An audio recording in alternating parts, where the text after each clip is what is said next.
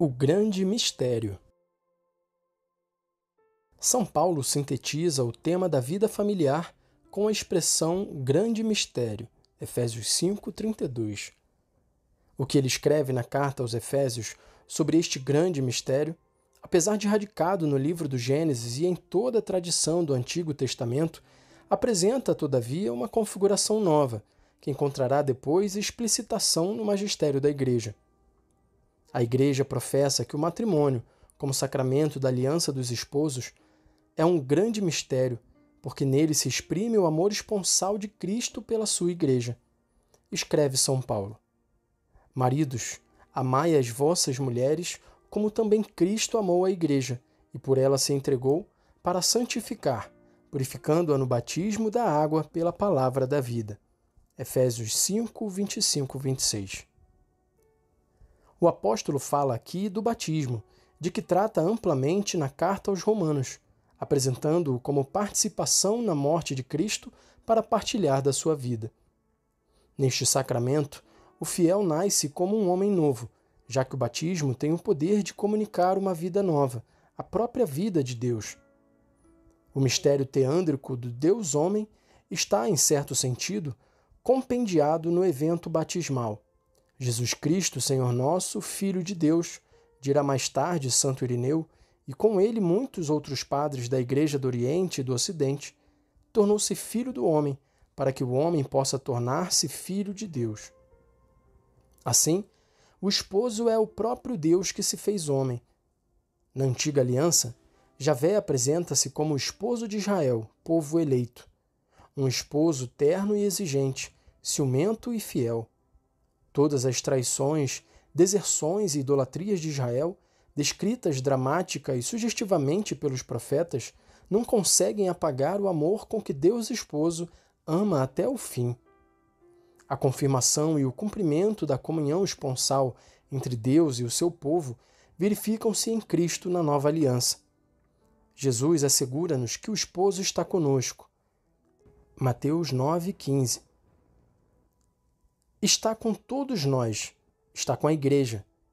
A Igreja torna-se esposa, esposa de Cristo. Esta esposa, de que fala a carta aos Efésios, faz-se presente em cada batizado e é como uma pessoa em quem o olhar do seu esposo se compraz. Amou a Igreja e por ela se entregou, para apresentar a si mesmo como a Igreja gloriosa, sem mancha nem ruga, nem qualquer coisa semelhante, mas santa e imaculada. Efésios 5, 25 e 27. O amor pelo qual o esposo amou até o fim a Igreja faz com que esta seja sempre novamente santa nos seus santos, mesmo se não deixa de ser uma igreja de pecadores. Também os pecadores, os publicanos e as prostitutas são chamados à santidade, como o próprio Cristo certifica no Evangelho. Mateus 21, 31. Todos são chamados a tornar-se igreja gloriosa, santa e imaculada. Sede santos, diz o Senhor, porque eu sou santo. Levíticos 11, 44 e 1 Epístola de Pedro 1, 16. Eis a dimensão mais sublime do grande mistério, o significado interior do dom sacramental na Igreja, o sentido mais profundo do batismo e da Eucaristia. São os frutos do amor, com que o esposo amou até o fim. Amor que se esparge constantemente, oferecendo aos homens uma participação cada vez maior na vida divina. Depois de ter dito, maridos, amai as vossas mulheres, Efésios 5, 25, São Paulo, numa expressão ainda mais vigorosa, acrescenta: assim, os maridos devem amar as suas mulheres como aos seus próprios corpos. Aquele que ama a sua mulher, ama-se a si mesmo, porque ninguém jamais aborreceu a sua própria carne. Pelo contrário, nutre-a e cuida dela, como também Cristo faz a sua Igreja, pois todos somos membros do seu corpo. Efésios 5, 28 a 30. E exorta os cônjuges com as seguintes palavras: sujeitai-vos uns aos outros no temor de Cristo. Esta é, por certo, uma apresentação nova da verdade eterna acerca do matrimônio e da família, à luz da nova aliança. Cristo revelou-a no Evangelho, com a sua presença em Caná da Galileia, com o sacrifício da cruz e os sacramentos da sua igreja. Assim, os cônjuges encontram em Cristo o ponto de referência para o seu amor esponsal. Ao falar de Cristo, o esposo da igreja, é de modo analógico que São Paulo se refere ao amor esponsal.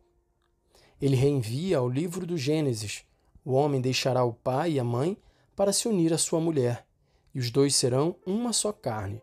Gênesis 2, 24. Eis o grande mistério do eterno amor, já presente na criação, revelado em Cristo e confiado à Igreja. É grande este mistério, repete o apóstolo. Digo-o, porém, em relação a Cristo e à Igreja. Efésios 5:32. Portanto, não se pode compreender a Igreja como o corpo místico de Cristo, como sinal da aliança do homem com Deus em Cristo, como sacramento universal de salvação, sem fazer referência ao grande mistério associado à criação do ser humano como homem e mulher e à vocação de ambos ao amor conjugal, à paternidade e à maternidade. Não existe o grande mistério, que é a Igreja e a humanidade em Cristo, sem o grande mistério expresso no ser uma só carne, isto é, na realidade do matrimônio e da família. A própria família é o grande mistério de Deus. Como igreja doméstica, ela é a esposa de Cristo.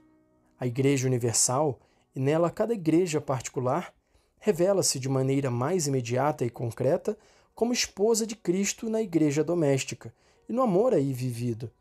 Amor conjugal, amor paterno e materno, amor fraterno, amor de uma comunidade de pessoas e gerações. Porventura, será possível imaginar o amor humano sem o esposo e sem o amor com que ele amou primeiro e até o fim? Somente se tomam parte em tal amor e nesse grande mistério é que os esposos podem amar até o fim. Ou se tornam participantes dele, ou então não conhecem plenamente o que seja o amor, nem quanto sejam radicais as suas exigências. Sem dúvida, isto constitui para eles um grave perigo. A doutrina da carta aos Efésios encanta pela sua profundeza e força ética. Ao indicar o matrimônio e indiretamente a família como o grande mistério em relação a Cristo e à Igreja, o apóstolo Paulo pode reafirmar uma vez mais aquilo que tinha dito anteriormente aos maridos. Pelo que vos diz respeito, ame também cada um de vós sua mulher como a si mesmo. E acrescenta, e a mulher respeite o seu marido. Efésios 5:33. Ela respeita porque ama e sabe que é correspondida no amor. É em virtude de tal amor que os esposos se tornam dom recíproco. No amor está contido o reconhecimento da dignidade pessoal do outro e da sua irrepetível unicidade. De fato, dentre todas as criaturas da terra, cada um deles, enquanto ser humano, foi escolhido por Deus por si mesmo. Porém, cada um, por um ato consciente e responsável, faz livremente de si próprio um dom ao outro e aos filhos recebidos do Senhor.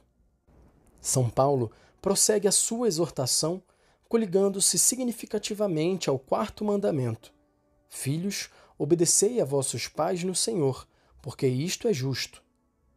Honra teu pai e tua mãe, que é o primeiro mandamento que tem uma promessa, para que sejas feliz e tenhas longa vida sobre a terra. E vós, pais, não exaspereis os vossos filhos, mas educai-os na disciplina e correção segundo o Senhor. Efésios 6, 1-4. Assim, o apóstolo vê implícito no quarto mandamento o compromisso do respeito mútuo entre marido e mulher, entre pais e filhos, reconhecendo nele, deste modo, o princípio da estabilidade familiar. A maravilhosa síntese paulina, a propósito do grande mistério, apresenta-se como compêndio, a suma, em determinado sentido, do ensinamento sobre Deus e o homem que Cristo levou à perfeição. Infelizmente, com o desenvolvimento do racionalismo moderno, o pensamento ocidental foi se afastando pouco a pouco de tal ensinamento. O filósofo que formulou o princípio cogito ergo sum, penso logo existo, acabou por imprimir à concepção moderna do homem o caráter dualista que a caracteriza. É típico do racionalismo contrapor radicalmente no homem o espírito ao corpo e o corpo ao espírito. O homem, pelo contrário, é pessoa na unidade do corpo e do espírito. O corpo nunca pode ser reduzido à pura matéria. É um corpo espiritualizado, assim como o espírito está tão profundamente unido ao corpo que se pode qualificar como um espírito corporizado. A fonte mais importante para o conhecimento do corpo é o Verbo feito carne. Cristo revela o homem ao próprio homem. Esta afirmação do Concílio Vaticano II, de certo modo, é a resposta longamente esperada dada pela Igreja ao racionalismo moderno. Tal resposta reveste uma importância fundamental para a compreensão da família, especialmente no contexto da civilização atual, que, como foi dito, parece ter, em muitos casos, renunciado a ser uma civilização do amor. Grande foi, na era moderna, o progresso no conhecimento do mundo material e também da psicologia humana, mas quanto à sua dimensão mais íntima, a dimensão metafísica, o homem de hoje permanece, em boa parte, um ser desconhecido para si mesmo. Consequentemente, uma realidade desconhecida permanece também a família. Isto verifica-se por causa do afastamento daquele grande mistério de que fala o apóstolo. A separação entre espírito e corpo no homem teve como consequência a afirmação da tendência a tratar o corpo humano não segundo as categorias da sua específica semelhança com Deus, mas segundo aquelas da sua semelhança com todos os outros corpos presentes na natureza, corpos que o homem utiliza como material para sua atividade destinada à produção de bens de consumo. Mas facilmente, todos se podem dar conta de que quanto à aplicação ao homem de tais critérios esconda realmente enormes perigos. Quando o corpo humano, considerado independentemente do espírito e do pensamento, é utilizado como material ao mesmo nível do corpo dos animais, como sucede, por exemplo, nas manipulações sobre os embriões e os fetos, inevitavelmente caminha-se para um terrível descalabro ético. Numa tal perspectiva antropológica, a família humana está a viver a experiência de um novo maniqueísmo, no qual o corpo e o espírito são radicalmente contrapostos entre si. Nem o corpo vive do espírito, nem o espírito vivifica o corpo. Assim, o homem deixa de viver como pessoa e sujeito. Apesar das intenções e declarações em contrário, torna-se exclusivamente um objeto. Assim, por exemplo, esta civilização neo-maniqueísta leva a olhar a sexualidade humana mais como um campo de manipulação e desfrutamento do que a olhá-la como realidade geradora daquele assombro primordial que, na manhã da criação, impele Adão a exclamar à vista de Eva: "É carne da minha carne e osso dos meus ossos." Gênesis 2, 23. É o mesmo assombro que ecoa nas palavras do Cântico dos Cânticos: "Arrebataste o meu coração, minha irmã, minha esposa. Arrebataste o meu coração com um só dos teus olhares." Cânticos 4, 9. Como estão distantes certas concepções modernas da profunda compreensão da masculinidade e da feminilidade oferecida pela revelação divina. Esta leva-nos a descobrir na sexualidade humana uma riqueza da pessoa, que encontra sua verdadeira valorização na família e exprime a sua vocação profunda mesmo na virgindade e no celibato pelo reino de Deus. O racionalismo moderno não suporta o mistério. Não aceita o mistério do ser humano, homem e mulher, nem quer reconhecer que a plena verdade do homem foi revelada em Jesus Cristo. Não tolera, em particular, o grande mistério anunciado pela carta aos Efésios e combate-o radicalmente. Num contexto de vago deísmo, reconhece a possibilidade ou mesmo a necessidade de um ser supremo divino, mas recusa decididamente a noção de um Deus que se faz homem para salvar o homem. Para o racionalismo, é impensável que Deus seja o Redentor, e menos ainda que seja o esposo, a fonte originária e única do amor esponsal humano. Aquele interpreta a criação e o sentido da existência humana de maneira radicalmente diversa.